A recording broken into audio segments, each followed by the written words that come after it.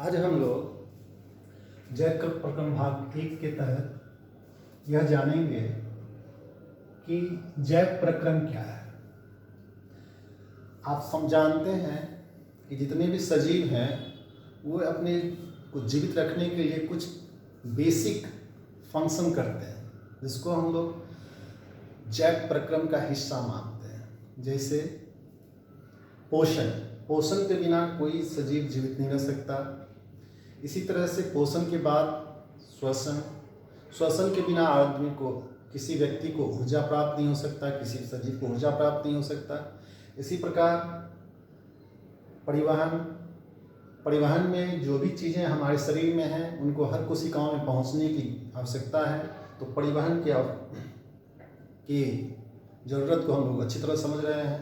इसके अतिरिक्त पोषण, पाचन, श्वसन के दरमियान बहुत सारी ऐसी चीज़ें बनती हैं जो हमारे शरीर से बाहर निकलने की हमको आवश्यकता होती है। अगर हम उसको बाहर नहीं निकालेंगे तो वो विषैला चीज़ है, पदार्थ है, और वो हमारे लिए खतरनाक हो जाएगा। तो उत्सर्जन भी हमारे शरीर के लिए आवश्यक है। यानी हमारे शरीर के लिए, यानी किसी भी सजीव के लिए जीवित रहने के लिए इन प्रक्रियाओं का होना अति आवश्यक है। तो सर्वप्रथम हम लोग जैव प्रक्रम क्या है, उसके बाद उसकी एक सटीक परिभाषा के रूप में हम लोग देखते हैं कि जैव प्रक्रम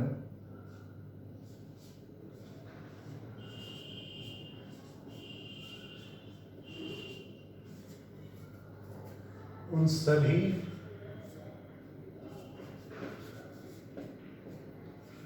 प्रक्रमों का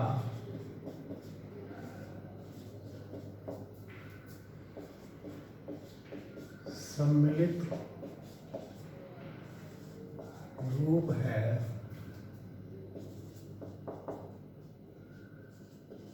जिनके द्वारा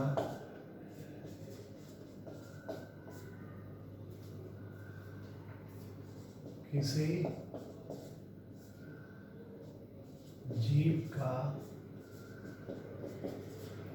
अनुरक्षण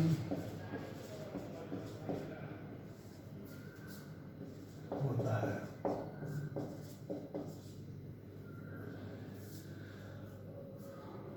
जैव प्रक्रम में निम्न प्रक्रिया अर्थात पोषण, श्वसन, परिवहन तथा उत्सर्जन शामिल होता है। सर्वप्रथम हम लोग पोषण के बारे में जानेंगे कि पोषण क्या है। तो पोषण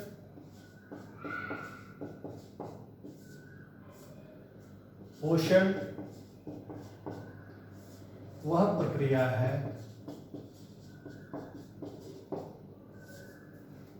जिसके द्वारा सजीव अपनी ऊर्जा जरूरतों के लिए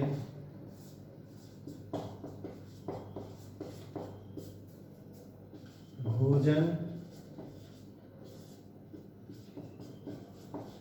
ग्रहण कर उसका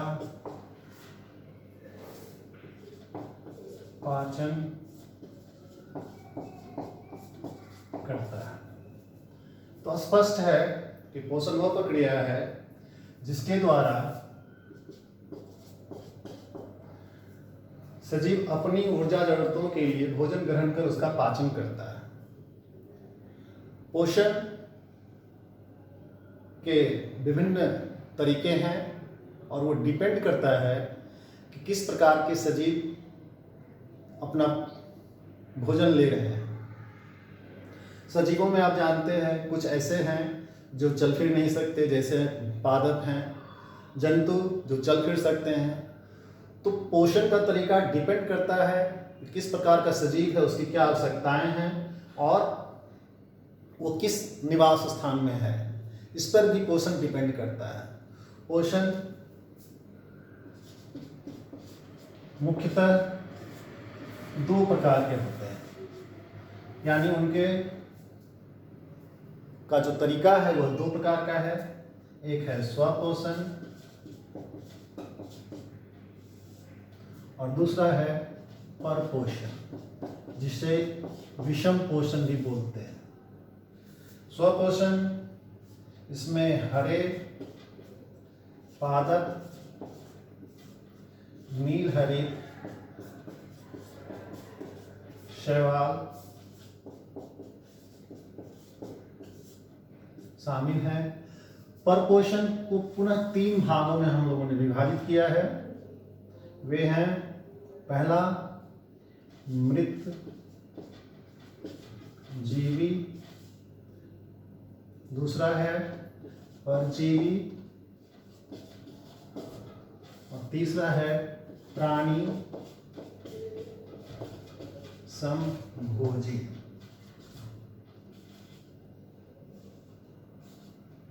हम लोग अब विस्तार से स्वपोषण, परपोषण और उनके विभिन्न प्रकारों के बारे में जानेंगे।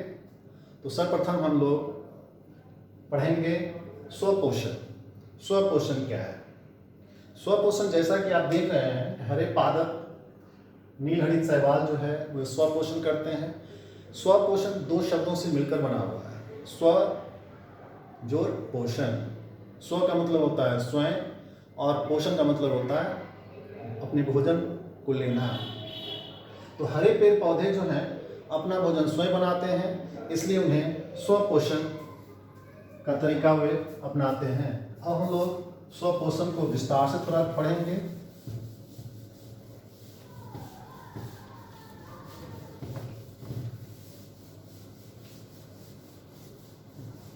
इसके लिए हम लोगों ने इसको रब कर दिया।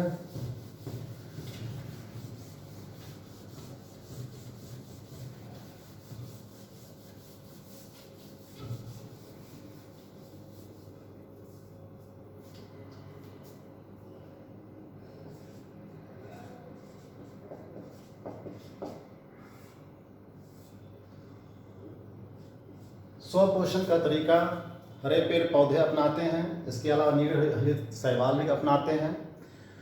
स्वपोषण करने वाले जो जीव होते हैं उनमें पर्णहरित पाया जाता है, और पर्णहरित जो कि पत्तियों में उपस्थित होता है, वे अपना भोजन कार्बन डाइऑक्साइड, जल, जो कि सूर्य की उपस्थिति में पर्णहरित की सहायता से ग्लूकोज यानी कार्बोहाइड्रेट का निर्माण करते हैं और भोजन अपना बनाते हैं।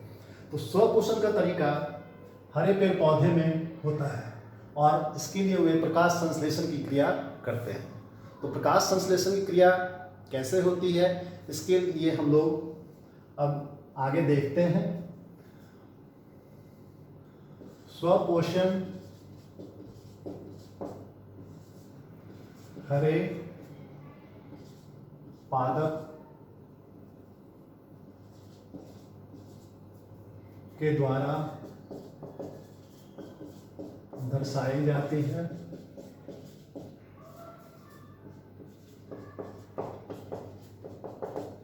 वे अपना भोजन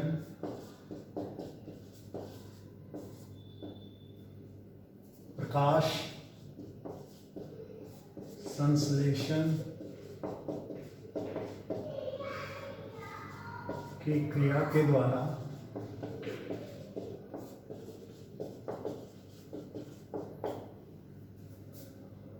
प्राप्त करते हैं।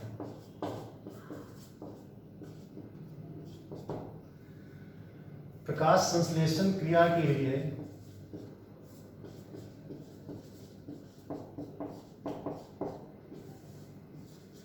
क्रिया के लिए आवश्यक घटक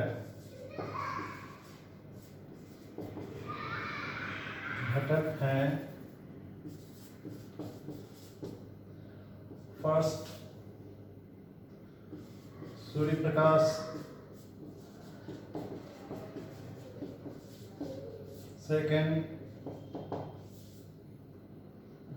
पर्णहरित,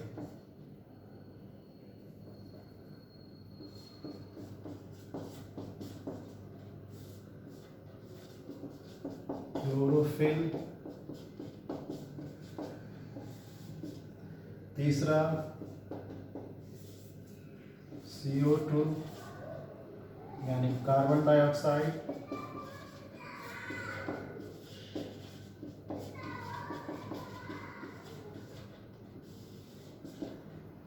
चौथा H2O यानी जल। इसके बारे में हम लोग मोटा मोटी जानते हैं, पूर्व के क्लासेस में हम लोग जान चुके हैं कि क्या है प्रकाश संश्लेषण और प्रकाश संश्लेषण की क्रिया के क्या क्या आवश्यक घटक हैं। अब हम लोग प्रकाश संश्लेषण किस तरह से पौधे में होता है और ये जो CO2 और H2O है उनको कैसे प्राप्त होता है, इसके बारे में हम लोग जानेंगे।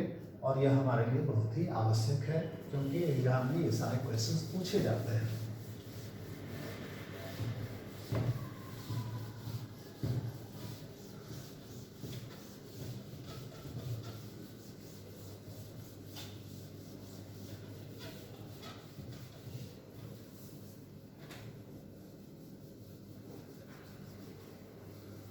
तो सर्वप्रथम हम बात करें कि प्रकाश संश्लेषण क्रिया के लिए जो आवश्यक रॉ मटेरियल है यानी CO2 और जल पौधे को कैसे प्राप्त होता है।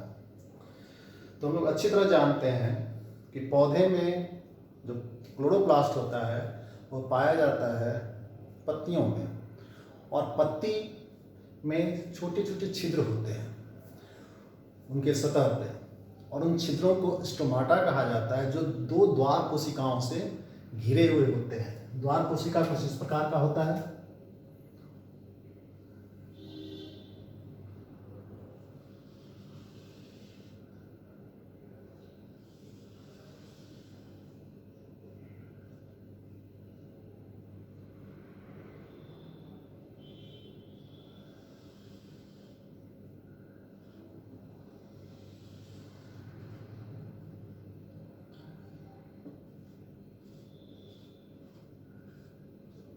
द्वार कोशिकाएं जो होती हैं वो बीन शेप्ड होती हैं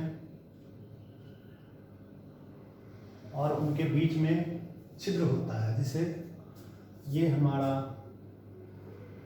द्वार कोशिकाएं यानी रक्षी कोशिकाएं जिसको बोलते हैं। द्वार कोशिकाएं बोले या रक्षी कोशिका बोले, और ये हमारा स्टोमाटा है जिसे रंध्र भी कहते हैं। तो अभी ये रंध्र खुला हुआ है और इसी प्रकार ये बंद भी हो सकता है।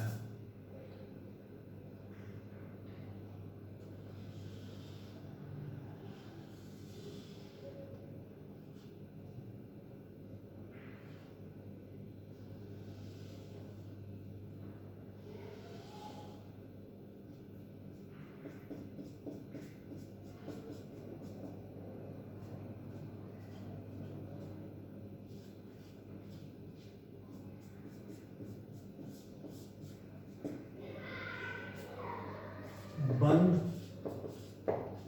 रंध्र।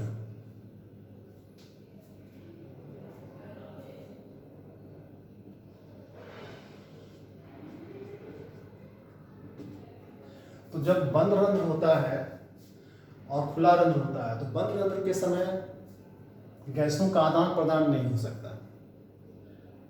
तो अब बात करेंगे कि रंध्र आखिर करता क्या है। रंध्र यानी छिद्र जो कि पत्तियों के सतह पे होता है, अंदरूनी हिस्से में अधिक होता है, निचली सतह में, जैसे, और रंध्र का कार्य क्या है? रंध्र का कार्य है कि जो गैसें हैं उनका आदान प्रदान किया जा सके। कौन कौन से गैसेस इसमें आदान प्रदान होता है? तो CO2 बाहर से अंदर की ओर जाता है और अंदर से बाहर ऑक्सीजन और जलवाष्प निकलता है। तो रंध्र के द्वारा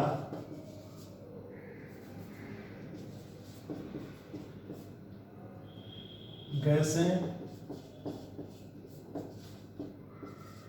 अंदर से बाहर और बाहर से अंदर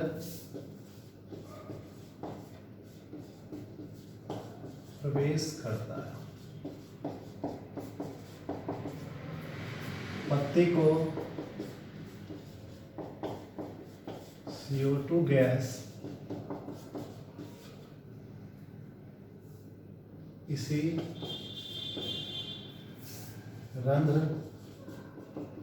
के द्वारा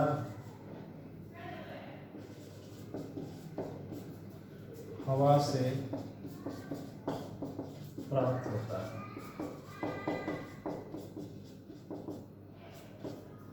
प्रकाश संश्लेषण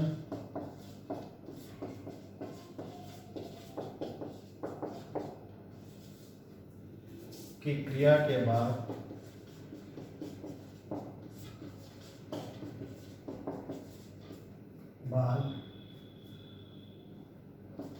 उत्पन्न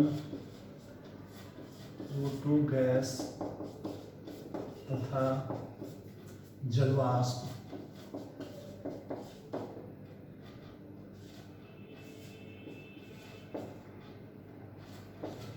यहीं से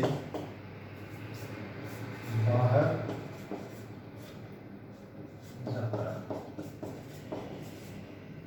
तो अब आपको पता चल गया होगा कि रंध्र जो है जिसके द्वारा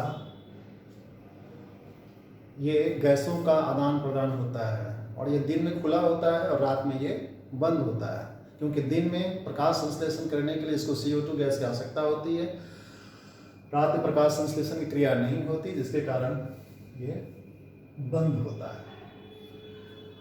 एक चीज़ और मैं यहाँ कहना चाहूँगा कि जो मरुभूमि में जो पौधे पाए जाते हैं उनमें रंध्र जो है दिन के वक्त नहीं खुलते, क्योंकि उस समय बहुत ज़्यादा वाष्प की हानि होगी, यानी जल की हानि होगी, और जल मरुभूमि में बहुत ही मुश्किल से प्राप्त होता है पौधों को।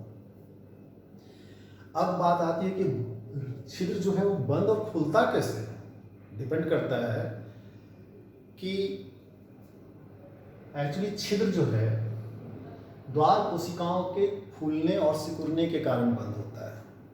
जब द्वार कोशिकाएं जल ले लेती हैं, उनके कोशिकाओं में जल चला आता है, वह फूल जाती हैं और फूल कर वो बाहर की ओर खुल जाती हैं, जिससे कि छिद्र खुल जाता है।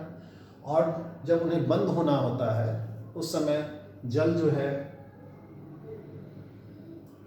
बाहर निकल जाता है, जिससे कि वो सिकुड़ जाती है और जो छिद्र है वो बंद हो जाता है। तो ये तो तरीका है रंध्र के खुलने और बंद होने का। इसके अलावा हम लोग और भी बात कर सकते हैं कि द्वार कोशिकाओं में बहुत जो आप देख रहे हैं ये क्लोरोफिल के कण हैं, और क्लोरोफिल में ही प्रकाश संश्लेषण क्रिया होती है। अब हम बात करते हैं कि पौधे को जल कहाँ से प्राप्त होता है। CO2 गैस तुमको प्राप्त हो गया, अब जल कहाँ से प्राप्त होता है? तो जल जो आप जानते हैं कि पौधे जो हैं जल को मिट्टी से प्राप्त करते हैं, और मिट्टी से पत्ती तक पहुंचने के लिए संवहनी कोशिका जाइलम का प्रयोग करते हैं। तो जल जो है उन्हें मिट्टी से प्राप्त होता है। पौधों को जल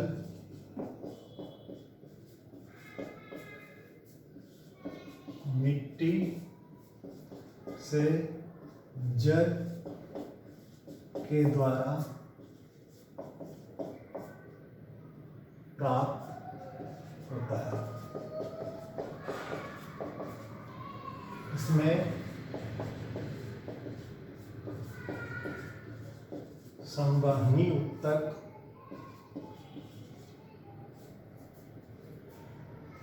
जाइलम, जल को मिट्टी से पत्तियों तक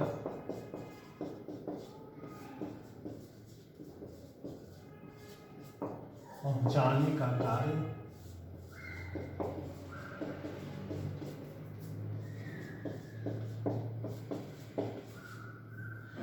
अब हमको ये पता चल गया कि पौधों को CO2 गैस और जल कहाँ से प्राप्त होता है।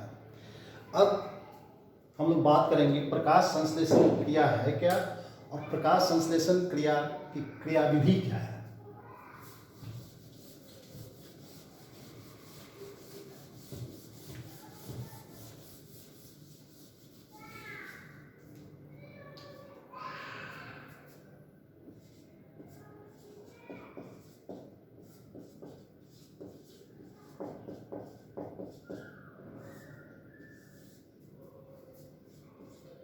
प्रकाश संश्लेषण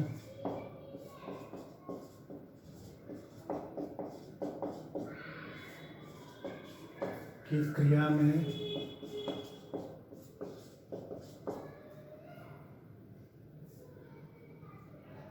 हरे पादप सूर्य के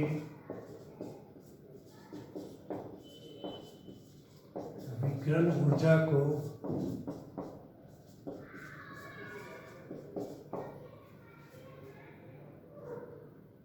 पर्णहरित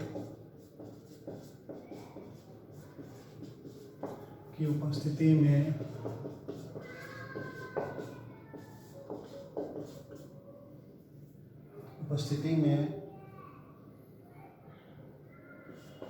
CO2 और H2O का उपयोग कर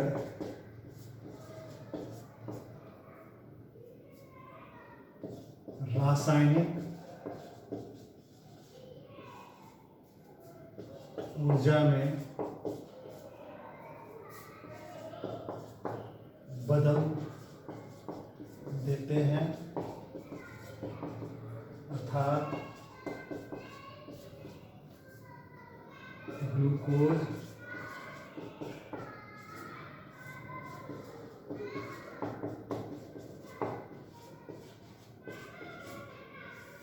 हाइड्रेट का निर्माण करते हैं।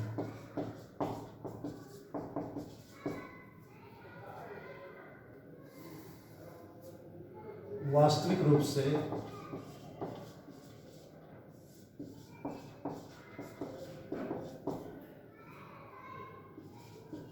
यह अभिक्रिया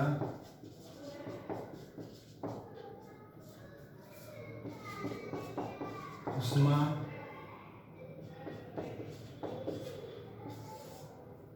शोषी अभिक्रिया है।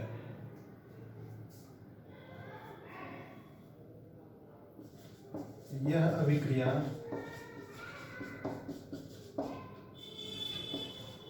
दो चरणों में संपन्न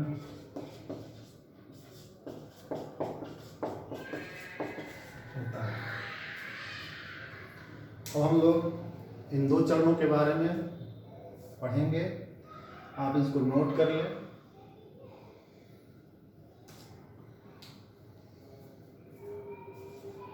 इस अभिक्रिया में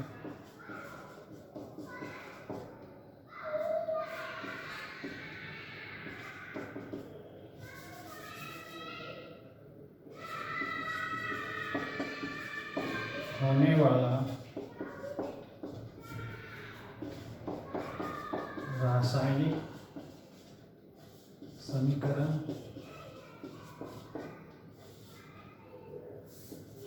इस प्रकार है 6CO2 12H2O सूर्य का प्रकाश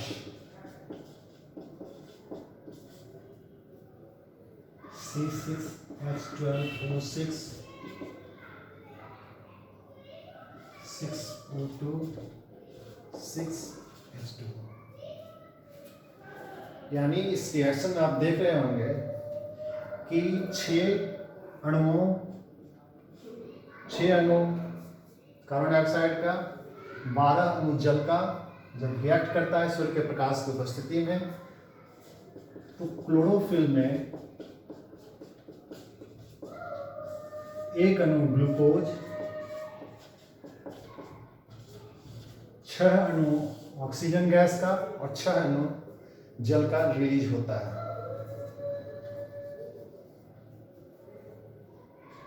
और ये रिएक्शन सही मायने में हमारे लिए, पूरे विश्व के कल्याण के लिए आवश्यक है, क्योंकि ये एक तो भोजन का निर्माण करता है, इसके अतिरिक्त यह प्राणवायु ऑक्सीजन का भी निर्माण करता है। तो इसको नोट कर लें। और ये रिएक्शन बार बार पूछा जाता है और ये ऊष्माशोषी अभिक्रिया का भी एक उदाहरण है। अब हम लोग देखेंगे कि प्रकाश संश्लेषण की क्रिया कैसे संपन्न होती है। इसका थोड़ा संक्षिप्त विवरण हम लोग ले लें। नोट हो गया? नोट कीजिए।